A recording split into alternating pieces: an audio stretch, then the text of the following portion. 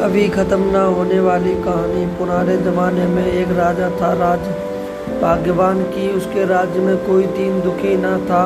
सब खुशहाल थे, कोई अपराध नहीं, चोरी डकैती नहीं, सब साफ मन चैन। राज्य की सीमाओं से बाहर जो दूसरे राज्य में उनसे भी उसके महत्वपूर्ण संबंध थे। किसी से कोई शत्रुता नहीं थी, यानी राज्य के भीतर से और बाहर से कोई उसी तरह से कोई खुटका ना था। अब ये सब पढ़ सुनकर आपको लग रहा होगा कि राजा तो बहुत प्रसन्न और मौज में रहता होगा, तो ऐसा बिल्कुल ना था। राजा अक्सर उदास रहता था, क्योंकि उसके जीवन में अमन चैन की मात्रा इतनी ज़्यादा थी कि उसके पास करने के लिए कोई काम ही नहीं होता था।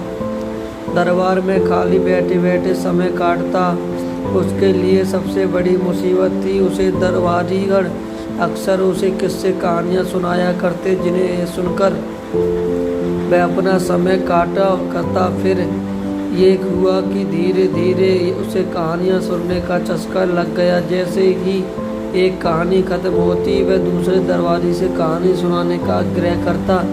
दूसरा खत्म करता तो तीसरे का मुंह ताकने लगता, किंतु दरबारी आखिर कितनी कहानियाँ सुना सकते। सो आखिर एक दिन उनकी कहानियाँ खत्म हो गई। अब तो राजा बड़ा परेशान, उसका समय काटे थे ना कटे।